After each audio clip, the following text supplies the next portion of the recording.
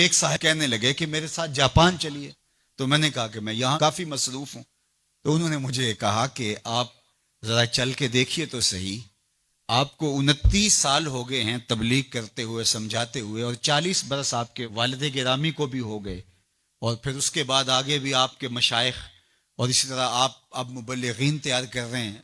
जुम्मा में भी यही खुतबा होता है, इज्तिमाआत में भी यही गुफ्तगू करते हैं।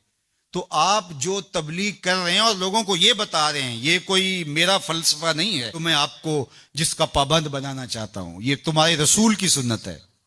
जिस प्यारे से तुम टूट के मोहब्बत करते हो, ये उसका तरीका है कि झूठ नहीं बोलना।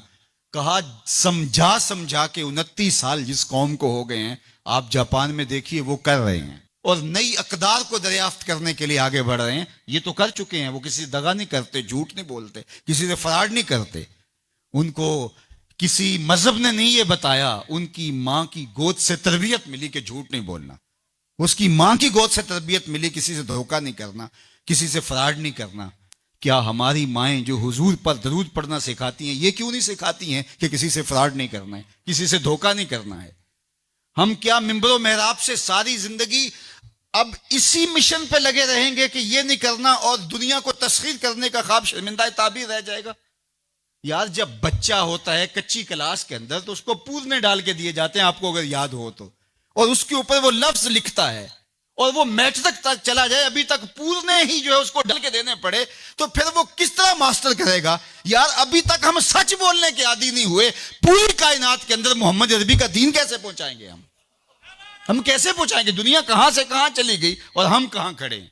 अकबर अलाहाबादी ने कहा था, मिस पे है अपनी नजर और सीम उनके हाथ में। हम अभी तांबे को देख रहे हैं और वो चांदी भी उठा के ले गए। अब वो कायनात को तस्सीर करने जा रहे हैं, और हमारा भी ये मरहला तय नहीं हुआ कि हमसाए को तंग नहीं करना चाहिए, हमारा ये मरहला तय नहीं हुआ कि किसी को तकलीफ नहीं देनी चाहिए। इंसानी सोसाइटी, इंसानी मुआशरत के खदो खाल हैं वाजे, और इस्लाम ना भी हो तो कुफर के मुआशरों के अंदर भी ये पाया जा रहा है कि हमसाए को तकलीफ नहीं देनी, किसी को दुख नहीं देना, फराड नहीं करना, झूठ नहीं बोलना, 2 नंबर चीज नहीं बेचनी। और हम क्या हैं?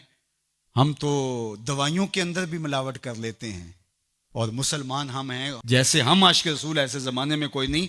और जो जान बचाने वाली दवाइयां हैं उनके अंदर भी हम मिलावट करते हैं। हमें शर्म आनी चाहिए। हम खड़े कहां हैं?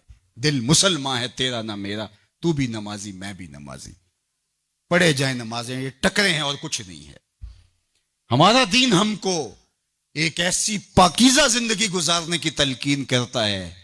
यार, हमारे सामने हुजूर का नक्शा हो, हमारे सामने हुजूर की तालीमात हो, इतना नूर बरस रहा हो उनकी सीरत के अनवार का, और फिर भी हम अपनी जिंदगी जो है वो दुरुस्ती ना कर पाए, तो फिर क्या सारी जिंदगी हम यही काम करते रहेंगे? सारी जिंदगी यही कहते रहेंगे कि झूठ नहीं बोलना, झूठ नहीं बोलना? कहते रहेंगे हम, इससे इनकार नहीं है। लेकिन कायनात को तस्खीर कैसे करेंगे जब इस मरहले से नहीं निकलेंगे? तो मेरी आरज़ू ये है कि देखो, मैंने अपनी कब्र में जाना है, आपने अपनी लहद में उतरना है। मैं और आप अपने आप को ये मत समझिए कि वो संवरेगा तो मुआशरा ठीक होगा। मुआशरा ठीक हो ना हो, मुझे ठीक होना है। मुझे अपनी जुबान को कभी भी झूठ की बदबू से मुताफन नहीं होने देना। मुझे कभी भी किसी को अजियत नहीं देना, चाहे वो मेरा हमसाया है या मेरा दुश्मन ही क्यों ना है।